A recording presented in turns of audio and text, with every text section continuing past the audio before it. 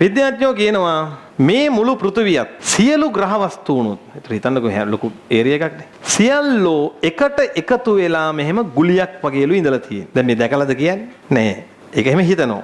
මෙහෙම එකට එකතු වෙලා ඉන්නවා. ඉඳලා මහා පිපුරුමක් වෙනවා. බූම්.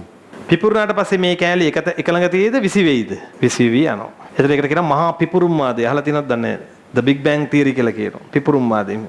ඊට පස්සේ මේ කෑලි එකිනෙකින් වෙන්ව යනවා කියනවා ඈතින් ඈතට. ඔකට කියනවා ප්‍රසාරී විශ්වය, expanding universe කියලා. එතකොට මේ කෑලි එක කෑල්ල තමයි අපි. පෘථිවිය. දැන් පෘථිවියත් වේගෙන් යනවා හොගාලා. ඔයාලා හිතන්නේ සීතලයිද ඒ කාලේ නැත්තම් ගිනිගෙන දැවෙන ගෝලයක්ද මේක? ඇයි පිපුරුමකින් යන්නේ? ගිනිගෙන දැවෙන ගිනි බෝලයක් දැන් මේක. ළමයි මට හරි පුදුම මේ කිසිම ලැබ් එකක උදව්වක් නැතිව කිසිම දුරීක්ෂයක් නැතිව මේ කරුණෝ අවුරුදු 2500කට කලින් එක උත්තරමයක් කීවා. පුදුම සහගතයි. කීවා මේ ඔක්කොම මෙහෙම තිබිලා මෙහෙම පිපුරුමක් වුණා. ඒ විදිහට තමයි මේ කියනවා මේ ලෝක ධාතු වෙන් වෙන්නේ. මේ මහා පෘථිවියත් ඒ අතරින් එකක්. ඉතින් මේක සිසිල් වෙනවා. ඊට පස්සේ බුදුරජාණන් වහන්සේ වදාරනවා මේ ලෝක එකිනෙක ඈතින් ඈතට යනවා කියනවා එක කාලයකදී. හරිනේ නේ? එහෙම කියලා උන්වහන්සේකට නමකුත් දෙනවා විවට්ට කල්ප කියලා. පස්සේ උන්වහන්සේ ඒ දේශනාවම කියනවා මේවා නැවත එකතු වෙන කාලෙකුත් එනවා කියනවා. ඒක විද්‍යාඥයන්ට අහුන්නේ නැහැ. ඒකට කියනවා සංවට්ට කල්ප.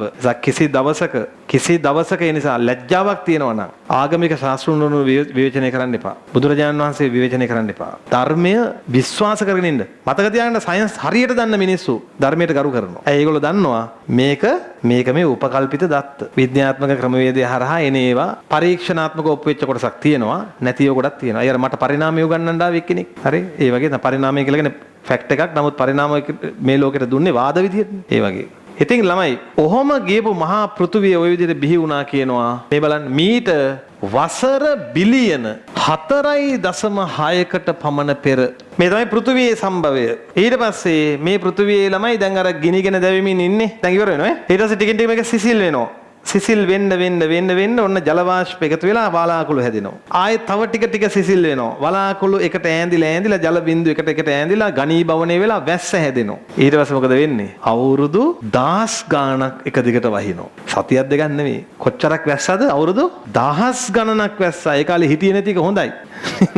හිටියනම් සන්නී හැදිලා මැරෙනවා. 10 ගානක් එකට එකතු වෙලා වහිනවා. වහිද්දි මේ වතුර වැටිලා පහත් බිම් ජලයෙන් යට වෙනවා. යට වෙලා හැදෙනවා සාගර. සාගරය ඒ කාලේ ඉඳන් තමයි ඇවිත් තියෙන්නේ. සාගර හැදිලා ඒ සාගරයේ තමයි කියනවා පළවෙනි ජීවියා බිහි වෙන්නේ. ඒ බිහි වෙන්නේ මීට වසර බිලියන 3.5කට පමණ පෙර. මොන ඉලක්කම් දෙකක් ආවා. එහෙනම් මට කියන්නේ මේ පෘථිවියේ ජීවීන්ගේ සම්භවය සිද්ධ වෙන්නේ මීට වසර බිලියන 3.5කට කලින්. පළමු ජීවියාගේ ලක්ෂණ මේ බලන්න ලක්ෂණ. එයා විෂමපෝෂී. හයියෙන් කියන නම ඒ කියන්නේ පුතා එයා ප්‍රභා සංශ්ලේෂණයෙන් තමන්ගේ කෑම තමන් හදාගන්නේ. අර සාගරයේ දිය වුණු දේවල් අකා හිටියේ. තේරුණාද? එතකොට එයාට කියන්නේ අපි මොනවා කියලාද? විෂමපෝෂී. එයා නිර්වායු. ඒ කියන්නේ එයා මේ ශ්වසනය කරන්න මොන වායුව තිබුණ නැද්ද? ඔක්සිජන් තිබුණ නැහැ. කොබන් කටවල ඉරලා උත්තර දෙන්න. මොන වායුව තිබුණ නැද්ද? ඒකට හේතුවක් කියන්නේ. ඇයි ඔක්සිජන් තිබුණ නැත්තේ? ප්‍රභා සංශ්ලේෂණයෙන් ඔක්සිජන් එන්නේ. කවුරුත් හිටියද ඒ කාලේ ප්‍රභා සංශ්ලේෂණයට? නැහැ. ඔක්සිජන් තිබ්බේ නැහැ. ඒ නිසා යා නිර්වායුයි. ඊළඟට යා මෙන්න අහලා තිනද බලන්න මේ වචනේ. හයියෙන් කියන්නේ ප්‍රාග්නස්ටික. මොකද්ද ප්‍රාග්නස්ටික කියන්නේ? සංවිධානයේ වෙච්ච හොඳ න්‍යෂ්ටියක් නැහැ. විසිරීලා තියෙනවා DNA. තේරුණාද? මේ තමයි 21 හෝ 22 පළවෙනි බහුවර්ණයේ උත්තරේ. ඒකයි මම කිව්වේ මෙහෙන වැදගත්. එහෙම ගිහින් මේ ජීවියා තනි ජීවියා විදිහට ඉඳලා අවුරුදු මිලියන ගණන් හොම පරිණාමය වෙලා අන්තිමේට දිනේෂ් මුතුගල මට්ටමට එනවා. අද ඉන්න ජීවීන් බිහි වෙනවා. ඒකදී විද්‍යාඥයෝ කියනවා මේ වෙනකොට නිර්ණය කරලා තියෙන ජීවීන් ගාන ඒ කියන්නේ ඇසියුම් කරනවා හිතනවා මිලියන විශේෂ ජීවි විශේෂ මිලියන 10ත් 100ත් අතර ඉන්නවා කියලා හිතනවා. අද වෙනකොට ලෝකේ කොබන් හයියෙන් කියන්නේ අද වෙනකොට ලෝකේ ජීවි විශේෂ මිලියන 10ත් 100ත් අතර ඉන්නවා. ඊළඟට මම කියවනේ තර සම්පත් පොත සංශෝධනය වෙවි ආවා කියලා.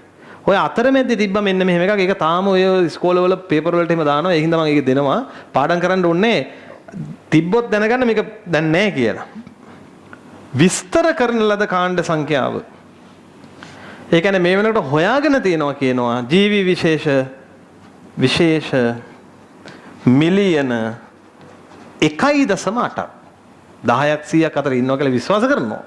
ඒ අතරින් හොයාලා තියෙන්නේ කීයද මිලියන 1.8යි. ඊළඟට තනි මිනිහෙක් තුල තියෙන ඥාන සංඛ්‍යාව මේකත් දැන් සිලබස් එකේ නෑ. නමුත් මම මේක පෙන්නනවා. මොකද සමහර ප්‍රශ්න වල තියෙන නිසා 19000කුත් 20000කුත් අතර තියෙනවා. තනි මිනිහෙක් තුල තියෙන ඥාන සංඛ්‍යාව හයියෙන් කියන්නේ 19000යි 20000යි අතර. දැන් කො මං අහන ප්‍රශ්නෙට ටක් ගාලා උත්තර දෙන්න. පෘථුවියේ සම්භවයේ වසර බිලියන. ජීවයේ සම්භවයේ වසර බිලියන. පළමු ජීවියාගේ ලක්ෂණ. නිර්වායු දැනට තියෙනවා කියලා හිතන ජීවි විශේෂ ගාන.